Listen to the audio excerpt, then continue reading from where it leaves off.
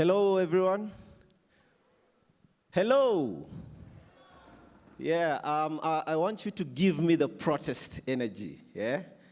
The Gen Z movement, and they say everyone is a Gen Z at heart, if, of course, you want change and everything good and beautiful. Now, welcome to Protest in Poetry. My name is Slim Shaka. I'm a performance poet and a storyteller based here in Nairobi. And I will be steering this conversation on protest and poetry, and I will allow my fellow panelists to define who they are and introduce themselves. So we'll start with you, Nyash. Aha. Hello, everyone. Habari zenu. My name is Nyash. That Nyash. Nyangari Masharia. I'm a woman. I'm a performing artist. And yes, I am glad to be here. Hi guys, my name is Mufasa. I am a performance and writing poet, a single man with relationships experience. But yeah, basically yes, and I'm an author as well. All right. Round of applause. So we are all performance poets. We love attention. We love the snaps. We love, so show us some love. Show us attention. So let's put our ducks in line. Protest in poetry. In your own terms, what would you define protest in poetry? Okay. I'm watching the news, and this 2-year-old child has been raped by the father to death. I'm watching the news, and there's some sort of evil that has happened somewhere. For me, as a creative, it just means, as a poet, it means that I do not have the luxury to sit in silence. I cannot watch as things are happening. I cannot watch as my country is being turned into something else and just sit in silence. For me, being a poet who writes about protest, it just means that I do not have the luxury to be silent. Therefore, I write, therefore, I perform. Yeah. Thank you. Mufasa? Yeah, I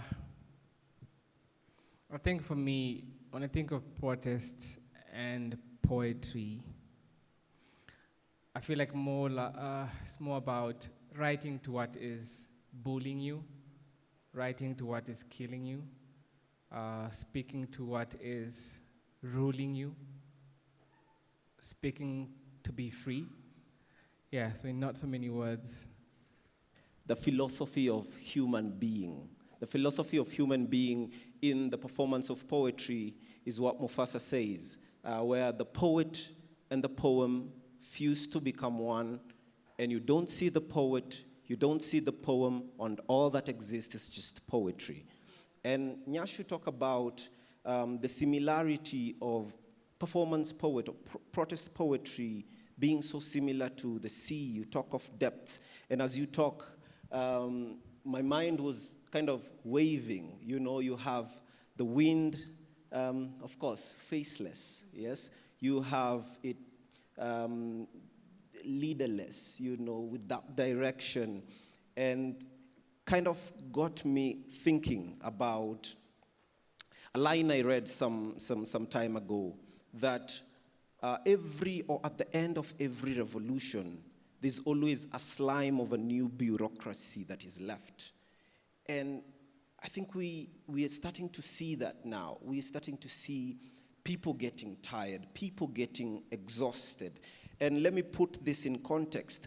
When the Gen Z protests were starting, everyone was, yay, yay, yay, Gen Z, go, go, go, we need to change. Once the protests are helping people save more, then everyone is pro-protest. If the government is stealing less, then everyone is pro-protest. But then the moment the protest asks of Kenyans that now feel the pinch in the economy, that nothing will happen, we are going to suffer as a people, you start to see people distancing themselves. They're like, hey, this Gen Zs are too much. I want to understand this isolation of the sea, where it's lonely, there are no boats around, it's wavy. What place does that find you as a poet? You have been in the streets marching. I remember in Nakuru during the femicide march. I want to understand what that process was for you.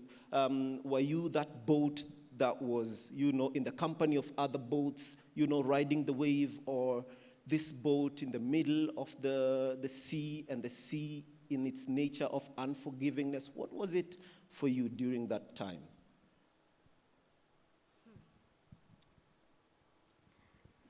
Well, femicide is a heavy topic, for all of us in one way or another.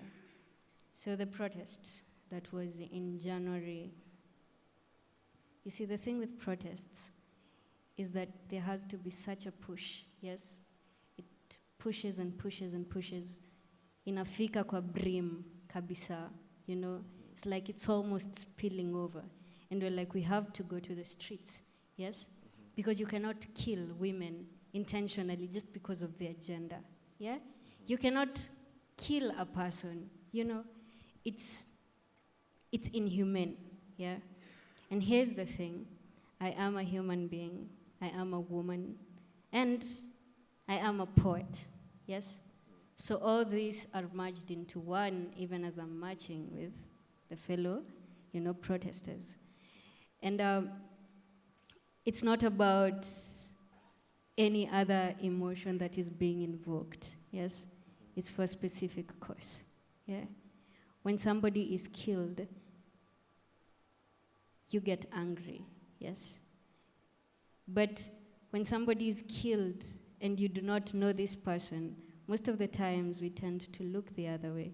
We tend to blame some sort of thing that they did, yeah? But here again, I go back to the statement I said, I do not have the luxury to do that. So I have to feel. I feel through the emotion of everything, yeah, that is happening at the moment. And it's crazy. It's crazy because there are times we are angry, when justice is not served, when perpetrators do not get,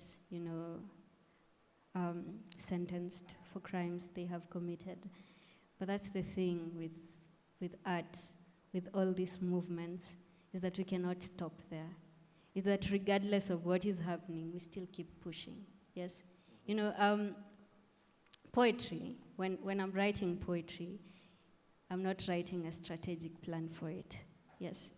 I'm not writing that today when I write about the economy, and how it has been disintegrated, I do not write that here are the pros, the cons, the SWOT analysis. I do not.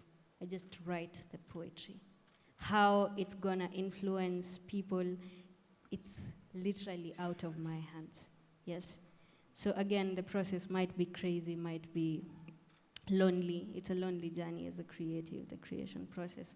But ultimately, we do it, we just do it, The emotion cannot.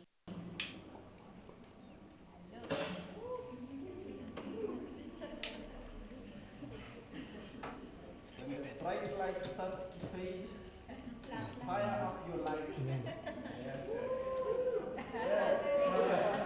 So the conversation continues. Now, Nyash, you speak about the unendingness of this, yes? The unending nature of poetry. And I want to push that wave to your side, Mufasa. The unending wave of this sea that is history, that is protest. And specifically to this space where you wrote Mufasa for President. So Mufasa for President was a poetry show. Mufasa for President was a poetry show that, in my perspective, was seek to warn people about the dangers that we may experience or what we have to face if we do not choose consciously the leaders that we're putting in power. And then you do that and you give people the warning, and then you see them still choose the same corrupt leaders, you see them still choosing and voting along tribal lines, even after warning them. How is this unending process of warning and protestation for you? One of the things that I had to accept earlier on is the fact that I can't change people. But the moment you write from a point of changing, like I want to change this, and then you don't see the change going to affect me. That's not writing from a point of I want to change this and this. And instead, I feel like I just want to speak to what is affecting me. I want you to see yourself in this. I want to influence. I don't want to change people.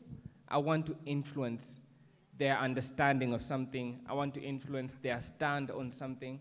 I want to influence, maybe share multifaceted perspectives, but not look at it from a point of, oh, I want to change this and this. Yeah. And I also believe change is a process. It's not a one-time thing. Where we are right now, it's a really good place. We were not here 5 years ago. We didn't have like young people caring about politics, economics, not really, but that's where we are right now. So it's a continuous change, rather than it being like a one-time occasion or one-time event. So I wasn't disappointed. I was happy to actually feel like I've done something in that moment of where we were. And what we continue to do right now, in terms of as the protests are going on and everything else, we continue to write about what's happening right now. And you know, for me, I see it more like I write sometimes to retell something that I don't want people to forget. Things that happened, I don't want people to forget that, so that when the right time comes for them to make a decision, an informed one, I hope this information that I've given you or that I keep retelling can help as well, whatever choice you make. Slim. Yeah. So to add on that, I know a lot of us guys have studied the works of Ngugi wa Thiong'o. And this guy was writing books like in 1980s. Books that right now, if I'm reading Decolonizing the Mind, for example, it still has weight right now, yes? During the protest, we were singing songs that were sung long, long ago, in the O's, when we were like very young, yes? This is the thing with art.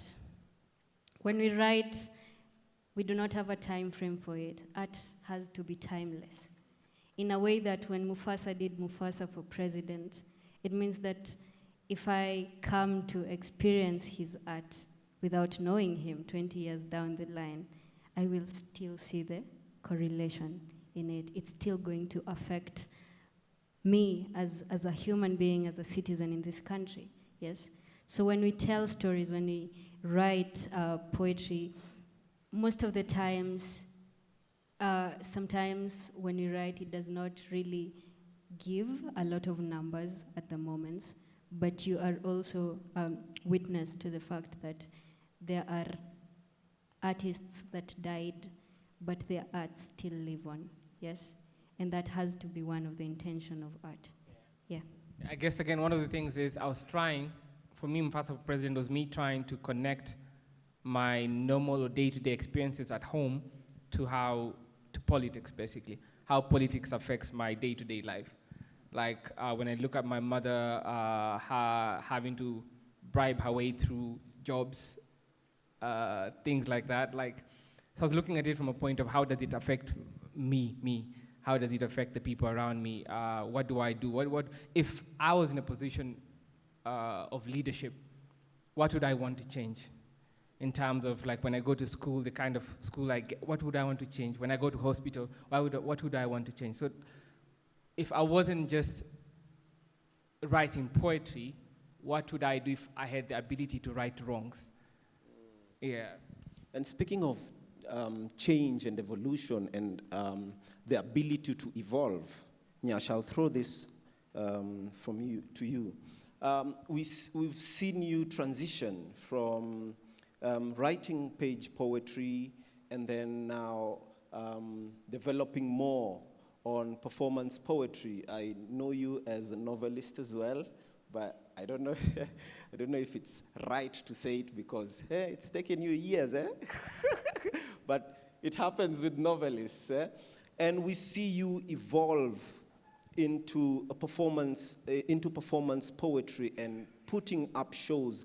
And you are among the poets, or the few poets who've been able to take performance poetry or performance poetry shows across the country, to take it to Narok. You've done shows here in Nairobi, you've done shows in Nakuru.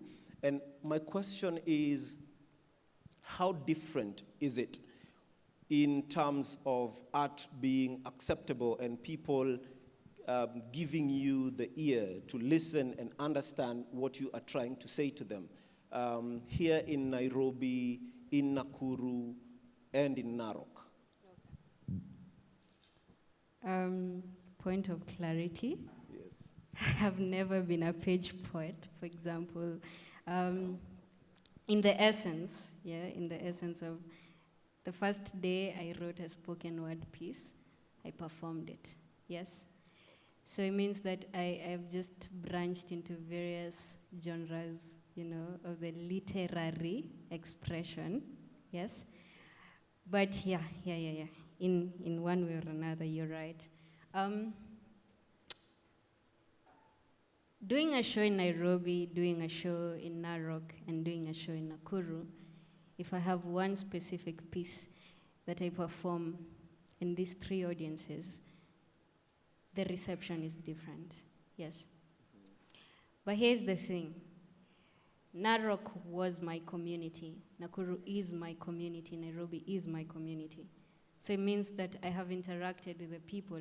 So guys, for the record, I mostly perform in Sheng. And I interact with people in a way that I know how to, you know, give the same piece in various perspectives that can be consumed by my audience. It's something that I have been learning, I am still learning. One of the things I pride myself in is the fact that I am a learner, yes? So if my audience in Nairobi, again, you as a creative, yes? When you perform in one audience, it's not the same performing that same body of work to another audience, even in the same space, yes? But there's a way you are able to dissect. That is what you can do. Now what I can't do, there are things I cannot change, yes? Like, there's just so much I can stretch myself thin as a creative to just, you know, be consumed as art by the people. But beyond that, it's beyond me, yes? When I performed here, when I perform in Nax, when I perform in Narok, even when I performed in Ghana, it's different. It's different, and sometimes that is why we really should not live too much in our heads with our pieces. You know, it's a creative thing that we do, because when I'm preparing for a performance, perhaps you guys also do the same thing. You're picturing your audience, and sometimes we have even been told, and even as teachers of this art, we have taught people that sometimes the lines that you think are going to be, you know, it's not those lines, yes? So it's very different. Art is very selfish. Art really doesn't care that, you know, this is the hottest line I've written in my life. It doesn't, you know. It just waits for the opportunity where it will be received by a specific audience in a specific manner. And even how I write, I might write a piece about one thing, and somebody goes home with a different perspective. Yes? So when it's beyond us, when it's beyond us, once we have performed, once we've given our pieces, once someone like Mufasa has written his book, yes, it is beyond him. Yes, it's up to the audience. And again, the last thing, that's why when we were in school, your teacher, your English teacher, will take a poem, and totally interpret it in a way that perhaps even the writer did not intend. Yes, that is the perfect example. Yeah. And still on that, the evolution process. As you speak, I thought of Amilcar Cabral, and his book, The Weapon of Theory, and taking us to or through his preference in liberating his country, and he's like, the farmers need something that they connect, the evolution of understanding. Give people something that they are able to identify with. And this informs the evolution process of protests throughout. And you see Amilcar trying hard to share this information of the importance of evolution of understanding. And I now see you, Mufasa, in your works, evolving in a way that a lot of people will share. And I want us to talk about your book. This evolution of Mufasa as a performance poet into a writer, but we are able to read with your voice. I want to understand the process that led to you writing this book and what informed that evolution and to a point where we now understand you even better. Those who read Mufasa's books or poems are able to read it in his voice. And I think that's the most beautiful thing about your poetry. Yeah. I guess for me, I wanted to, at some point, I got to a place where now I wanted to write, not to write about the society, but to write as part of the society. Not to write from a point of knowing, but rather from a point of just being vulnerable and affected as well. So even the book is called Raising a Son. I'm literally raising a son. But, and I have cubes, I'm just saying. Okay. It's not the point. The point is, so the book itself is just accepting what I see in my day-to-day life. We live in a very oppressed society. Oppressed in terms of like unequal pay, in terms of burden of taxes, in terms of police brutality, in terms of even the way law is applied, sometimes applied differently to people. The other day, the acting police chief had been sentenced to six months, right? And then he went to apologize, and the sentence was put aside. You are not allowed to apologize. If you're sentenced, that's it. So like just basically, yes, accepting that we live in a very oppressed society, oppressed in terms of even the quality of education, quality of healthcare, accepting that we live in a patriarchal society, even as a man, I know that. Like, so how can I speak to it from a point of what I have seen in my own home? How can I speak to the killing of women? How can I speak to the segregation of women? How can I speak to the biology of women? Biology, I mean, like, my sister got pregnant when she was in uni, and I remember I was so shocked because I was like, what does this mean for her education? I was so scared, and it's one of my favorite poems. I remember, let me remember the introduction. When my sister was 7 months with child, I was 7 months without knowing. Even when I hugged her, I couldn't tell she was no longer alone in her own body. When my mother told me the news that my sister was about to deliver, I wanted to tell her to be a funny mom, she needed to work on her delivery. My family could not believe my blindness. I couldn't believe my family. My brother said, my sister never treated a pregnancy as prison. So the day she gave birth, it was not the end of a sentence. It was the beginning of all the words we could find to describe the most beautiful baby.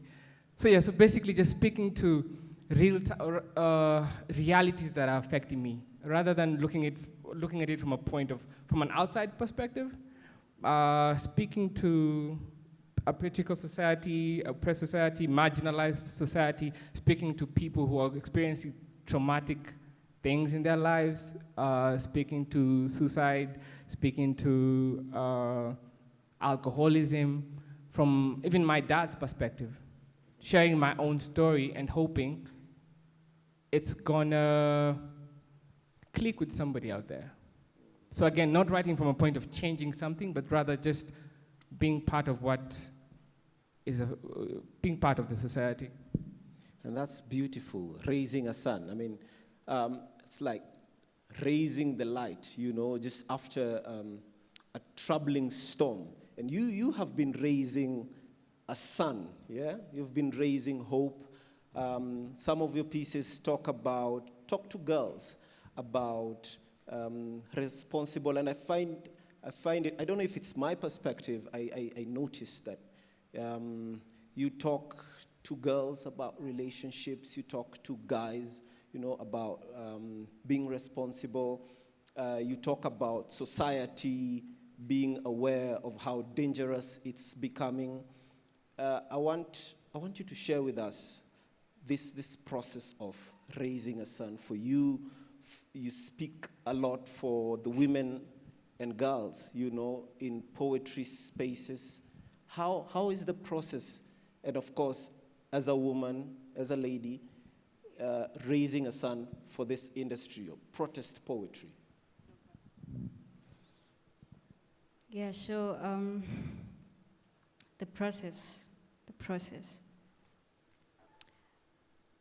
I am a woman. I am a daughter. I am a friend.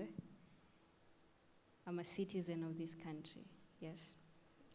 And that in itself means that I have experienced in one way or another, all these things I talk about, yes?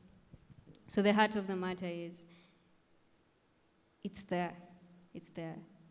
One of my favorite poets says, every girl knows a girl that has been assaulted, yes, when we're talking women issues. And it means that at the heart of it, these are things that surround me by experience, yes? And I write to address these issues, and I also write to give hope, yes? I write to a child, a woman out there, to tell her that you're not alone in what you're going through.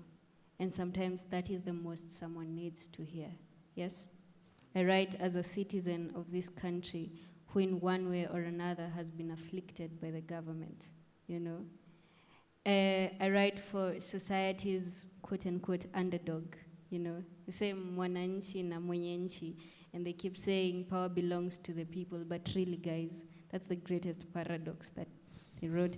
Anyway, when I write from my perspective as a person that has all these facets, you see. And so the process, I do not dictate the process, because sometimes writing is a weird thing, it comes in the weirdest of ways for me. But the need to tell the story, for me, where I come from in Nakuru, there was a period of time where people were being killed around where I used to live, yes, by members, yes, of a gang. And there was a lot of misinformation around that. But the truth is, we've seen people being killed, someone coming home and being killed. Hence, when I did Cheche, my first piece, Chebet, that was the inspiration behind it, yes? This year when I wrote Overdrive, it was driven by the fact that femicide, was really, really rampant, yes? women were being killed left, right, center. And guys, the thing is, statistics really do not bring out the numbers that are actually there. Because guys put on makeup, wanapaka makeup kidogo just to hide the fact that this thing is actually worse than it seems. Yes? When you're talking about a struggling mother, yes? When you're talking about, a grieving person, yes, I have been through loss myself. So in one way or another, I'm able to write from that point of view. And sometimes it's in the stories we hear, it's in the news we hear, and in a generation where really all the news is on X, yes, we see a lot of stuff that is happening. We are inspired by the change makers, because for me change, it's what, I can't really recall who said this, but change is taking a broom and sweeping, from where you're at, yes? Because literally, if we want to sweep the whole of Nairobi, I'll be tired. But if I start, and then somebody sees what I'm doing, and they also pick up a broom, that's it. If Mufasa is doing art here, yes, there are kids back home in Nakuru that are inspired by what he does, yes? And from there, he has inspired one artist or the other to start writing about the things that are affecting them, yes? From his story, someone can tell their story. From my story, there are kids that have come to me and they're like, I want to also tell my story. And for me, it's that process. So the process is, it's different, but really, yeah. Okay, so I want to open this protest. Give me your questions. If you have any questions to the panel, to Nyash, to I, to Mufasa, or to the three of us, please. There are questions. Someone to help pass the mic.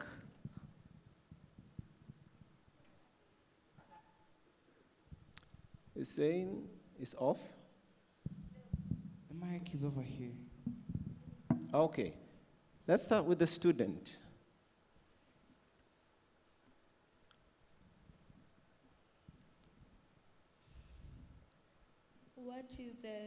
What do you aim at when you're performing spoken word? Okay. Another question. So the panel will answer those questions later so that we compound. Thank you.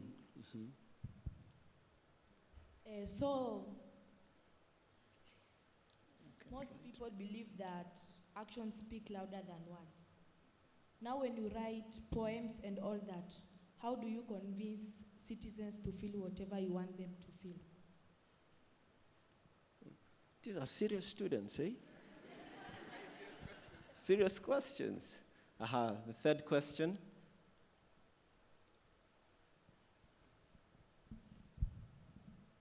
Hey everybody.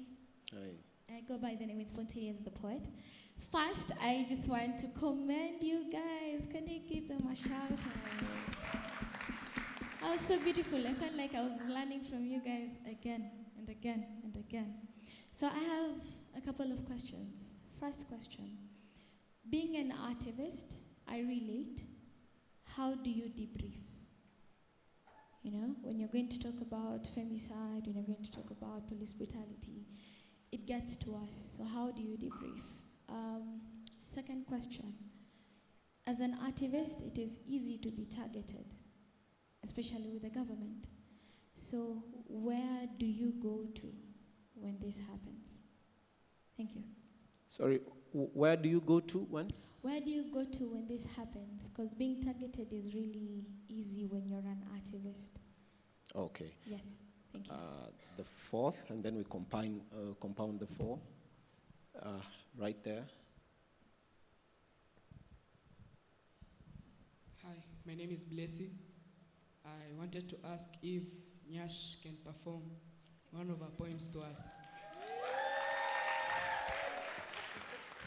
Okay. Answer the questions. Or you guys want to start with the performance, eh? So guys, Nyash. okay. Acha niwaibie siri.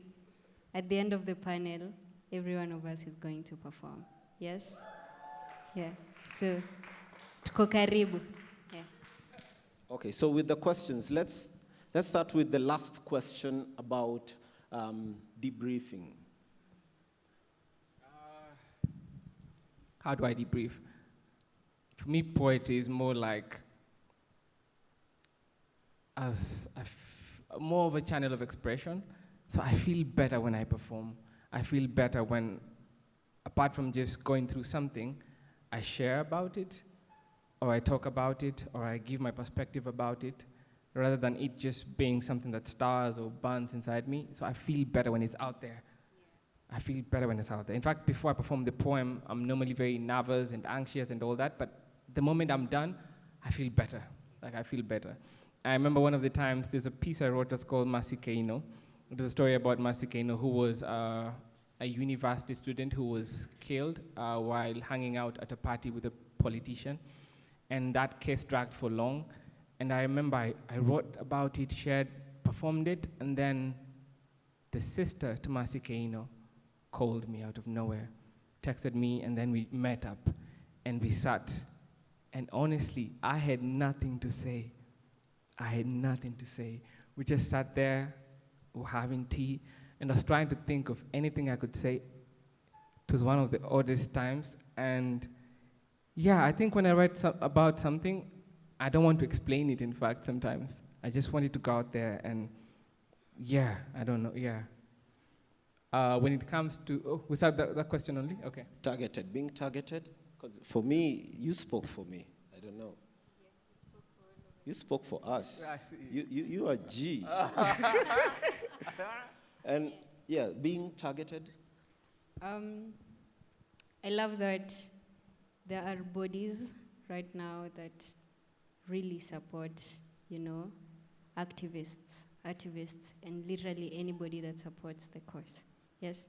So as an artist, when you are doing protest poetry, you need to know at least one or two people that you can be in touch with. Yes. When this happens, there have been so many movements over the years, and that is why when somebody is arrested wrongly, number one, there's a hashtag, release them, right? Number two, there are people that will camp with you where you are, yes, even if it's outside, mostly, sometimes you'll be there alone. But there are people, there are bodies, there are organizations, yeah, that will be there for you. So being targeted, it's a thing, yes. There's a story that has been told, I'm not gonna give the whole of it, but art is very brilliant in an essence that it has to talk about what is happening. Art is going to sharpen minds in one way or another. And it's a whole debate. It's a whole book. The antagonist is there seeing you doing your thing, and they don't want you to progress, so they have to come up with means, yes? But in this art, it might be very lonely, especially in the writing process, but you are not alone. That is one of the things we learn.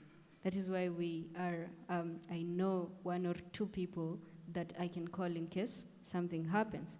And you, as another creative, you know that you can call me or somebody else, and perhaps I can refer you to somebody else. So it's a whole community. There's so much power in community.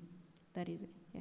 Yeah, I guess for me as well, I normally don't write against somebody, to be against somebody, but rather the ideology, the system.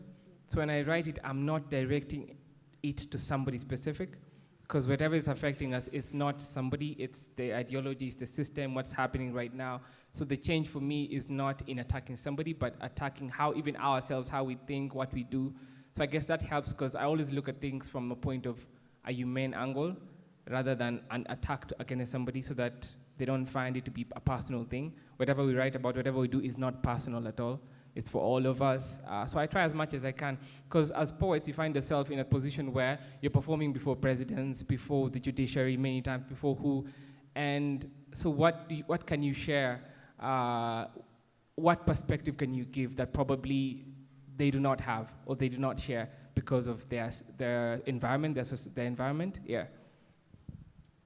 Now, the tough questions are left for me, eh? Yes. Yes. So the believability of writing poetry and how to write poetry is getting in tune with your personality, who you are, and then communicating that to your environment. Say, how would it feel being a seat, to have random people just come and sit on you with no permission, others more heavy, others lighter, to have detergents being rubbed all over you without your consent, to have polish make you look like something that you were probably not made to look like or to become. How does it feel to be a seed? So it just starts from the spontaneity of your environment. What are you able to pick? What does the light say to you? What does it feel to be a light? Yeah, to illuminate. Does it mean I'm good, darkness is bad? What does it mean to be a light? That is the beauty of poetry, that it exists in all of us. And the moment you tap into your emotion, tap into your personality, then poetry just comes. Yeah? I think we'll take 3 final questions, and then that's it. Simple questions. Simple. Life is hard already.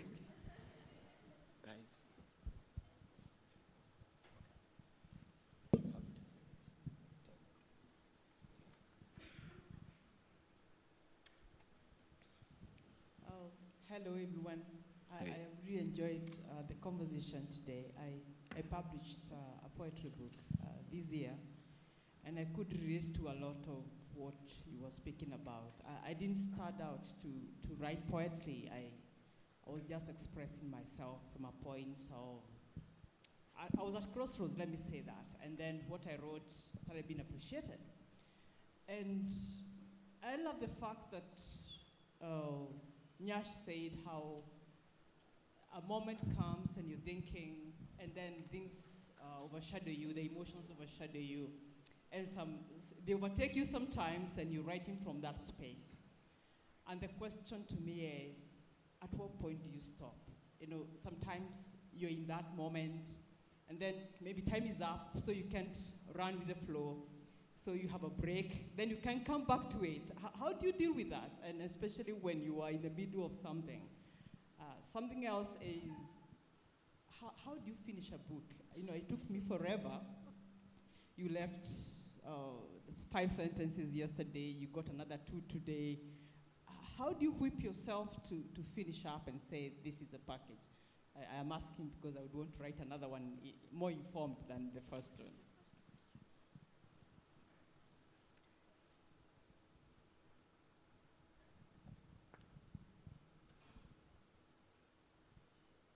Thank you. My name is Oyamo Richard.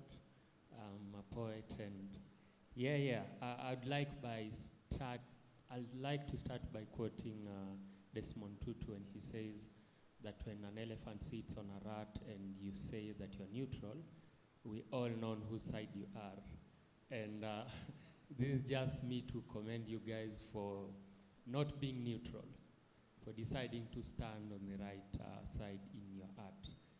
And in regards to that, that's where you can clap.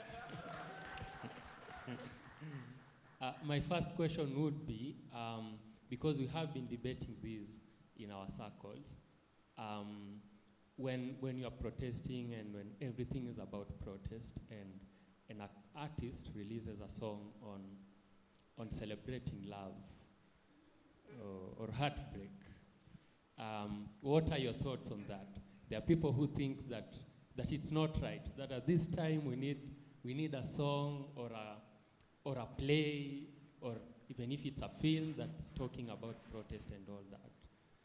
So what are your thoughts on that? Second question, that's all of you. Second question goes to Slim Shaka. In connection with Of a Dying Breed, your show, and the sprouting of Gen Zs or the young people taking it up to protest and stand for good governance, where do you think we are heading now? Because in the essence of they are not being a vacuum. If there's a dying breed, we need to have one that's being given birth to. So where do you think we are heading to? What's next? The last question is to Mufasa. No, what is wrong with Kenyans? The last question to Mufasa. You remind me of someone. Tell us about that. Okay, the final question here.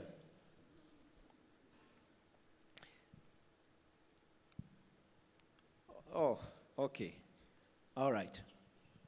Hi, my name is William. I'm also a poet. I only have one question, and this goes to Nyash. Obviously, in our circles, we know, and you've mentioned that you perform in Sheng.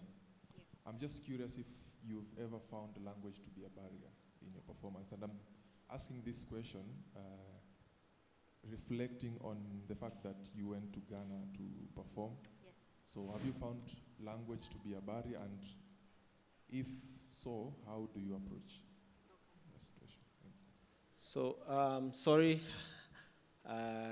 You guys have to answer that real quick. You got your answers? Yeah? Whoop, whoop, whoop. Sure. Nyash, as we get that, can you respond? Okay. When I was in Ghana, I performed in Sheng and I performed in English. Here's the thing. If we bring an artist from South Africa, they can perform in their language. There's the aspect of you will not understand them, but music is a universal language, right? So there's some sort of aesthetic you get from it. So that is my understanding. Language for me, it was not necessarily a barrier, but I have used the performance of Sheng to broaden the horizons of it. Actually, part of the festival that happened here in Ghana is that we were published, yes? And I published a piece in Sheng, yes? But after the piece, I provided a translation of it. So not necessarily, but there are events that I have been told to strictly stick to one language because of the barrier, so that can be termed as it. Though, I don't know if I've answered your question. Okay, so. When it comes to writing things that are timely or present, I feel like some people will go through something and then write about it later. And the people who write spontaneously or in the moment. So I can't judge somebody in terms of the work they share at the time. Maybe they'll talk about it later. And also, maybe they did not connect to it to a point of writing about it, but rather just experiencing it. We don't always write about everything we go through. Then the other question was, you remind me of someone is an event we have in December. So it's about the current leadership and how it reminds me of, or rather reminds us of Moi's leadership. Moi, who was our second president in Kenya.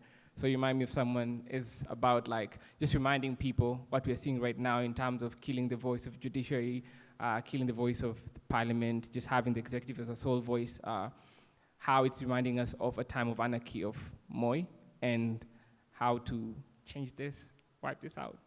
Nobody's here? Nobody's. How to finish a poem? There's that question that was asked. How to finish a poem? It was directed to you, Nyash. Sometimes an unfinished poem is a finished poem. That's the liberty you have as a poet. That's exactly.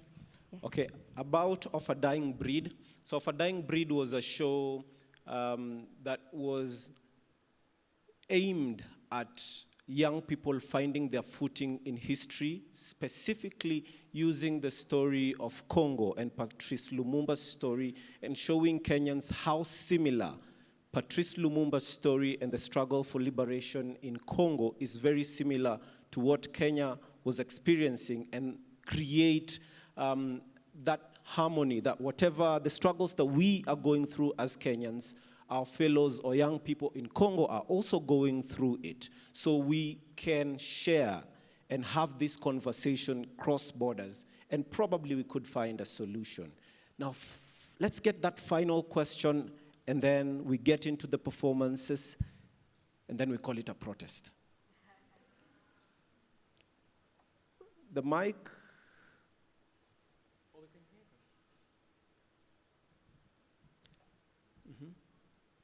Yeah, the question, and then we get into performances. One question. Yeah, okay, it's just one question. I'd like your opinion on this question, all of you. Do you think art, your art, brings out the insanity of life, or... Sorry? Okay, sorry. Can you hear me? Hi, guys.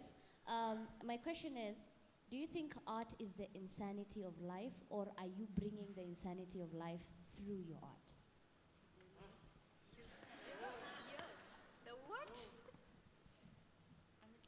Does your art bring out the insanity of life, or the other one? I mean, it's art, right? Art is the one thing that we cannot box into a specific thing. So whether sanity or insanity, bring it on. Yeah?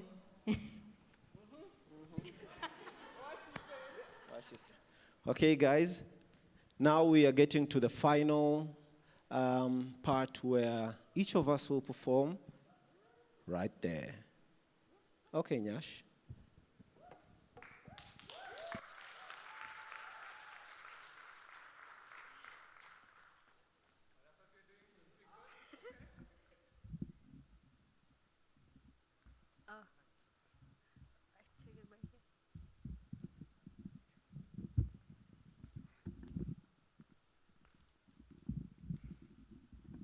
All right. Saseni? Saseni? Sauti yangu ni kubwa kuliko yenu.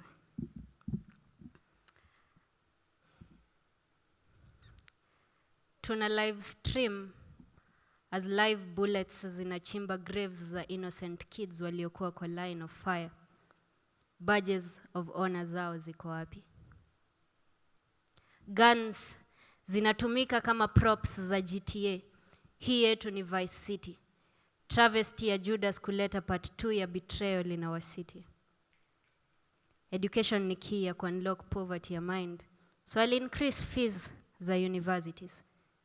Magazeti, clickbait za media na pages za Wikipedia zinaonyesha as the devil ana swear by the power of the cross. Nyuma yake fanatics wanachia as wana usher in the same old, new era. Era ya the catechism of slavery. Difference ya this time na last time ni ati this time wajenzi wa taifa wanajenga kamiti ndani ya minds za watu. Nchi yako ni kinyozi na baba wa taifa ni kukunyoa tu anakunyoa. 10 millionaires, 10 million beggars. 9-hour day shifts hawajawai clock in 8-figure salaries. Daily 7 to 6 na bado economy haijai wapea high five. Working on the weekend, waliachana na usingizi wa 4 na bado dreams zao za 4-wheel drive zilikwamia kwa ma3. Mara 1-2 wanarushiwa tuchwani fulani mara 3 na change haitoshi fare matatu. Mzinga inaangushwa mara 2, 3 ya 4 siku ya kueffect change wanakuanga wamefiatu.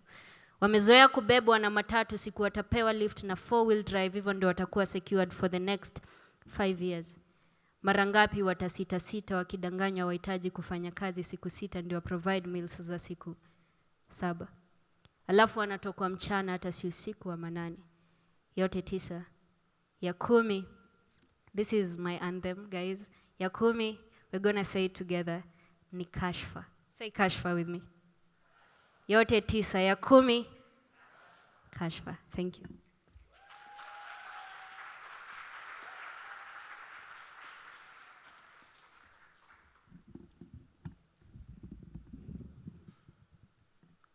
The sea is blue. That's exactly what you become when a performance poet is you. So I'm sorry, Congo. Hush, Congo. Don't cry. For the smiles on our children puts the enemy's blood on our swords. I pray that one day you will smile, Congo. I'm sorry, Congo. All for our smartphones. Dead bodies make them stupid rich. Capitalism, dirty game. All they care is to be filthy rich. They say time heals all wounds, but tick-tock begs to differ. The tip-top elite grave diggers ignore history, lifting up a bloody cloak, a bleeding Congo. Apparently, that's the drip the world yearns for, like the hundreds and hundreds of children whom Leopold II cut their arms as punishment for not meeting the mining quota, as if they didn't bleed enough. Like Patrice Lumumba didn't bleed enough. Like Thomas Sankara, Ibrahim Mainasara, Ahmed Abdallah didn't bleed enough. Like they didn't just sell Libya to the highest bidder just to guard our fee. They never cared about us. I'm sorry, Congo. I'm sorry, Congo. Don't cry, Congo, because your watery eyes tear us deep. I saw a photo of a baby breastfeed off his dead mother. Now, how do you take that in and still milk Congo? I'm sorry, Congo. They just never cared. They still don't care. Dear Congo, you will be remembered, and the whole world will remember. Let them have it. If we are as helpless as that may seem, let them have all that glitters, but our hearts remain gold. For what is the weight of the economy and our currency when our hearts are heavy with grief, our faces break in the panic of disbelief? That the world can care less and our leaders are careless. But it's okay, Congo. Hush, Congo. Don't cry. Yesterday is gone. That is history. And all that we had are stories. Today, all that we have are stories. When we die, all that we will leave behind are stories. That Congo has always been at war. Going to war until peace comes home. Going to war for every peace that comes home. Come home in one piece, please, Mama prays. Hush, Congo. For the smiles on our children puts the enemy's blood on our swords. I pray that one day you will smile, Congo.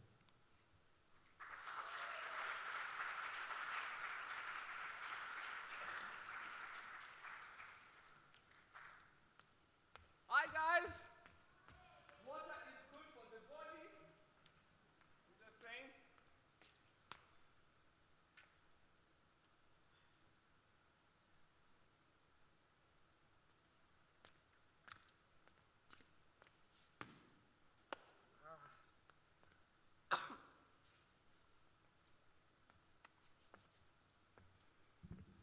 This is a tall guy. Yay! Okay.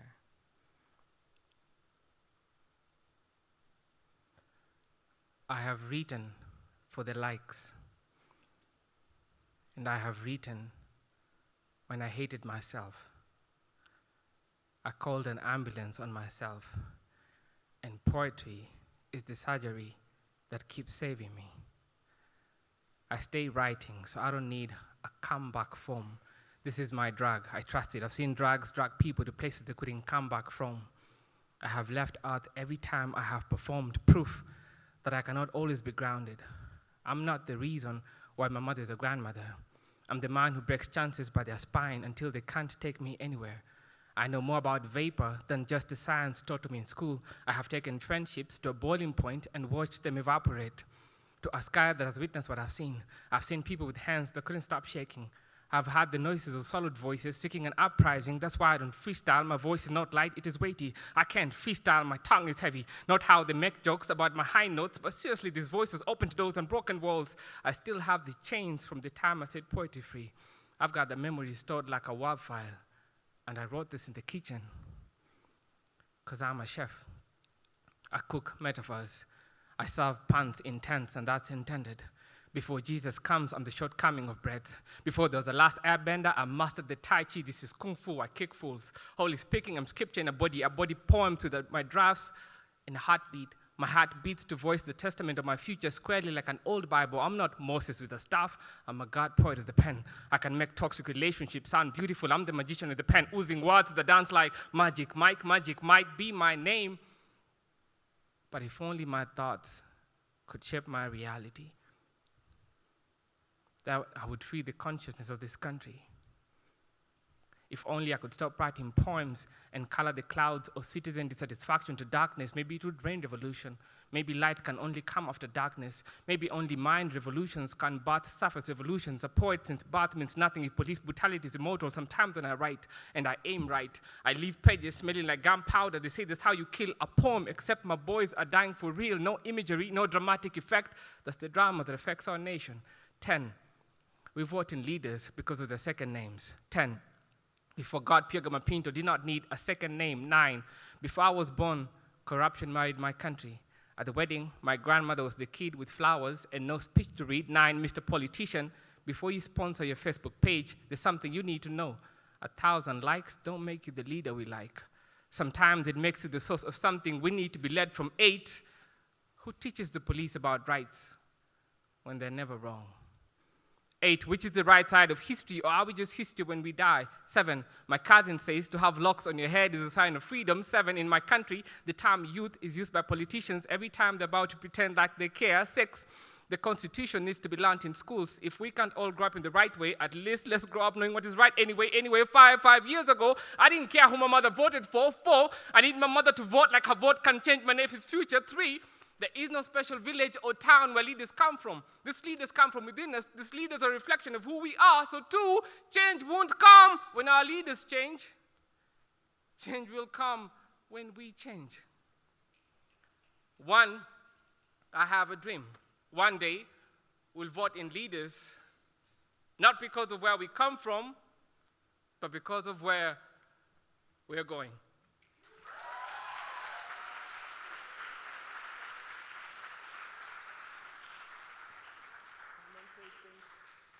All right. Thank you all. That was poetry in protest.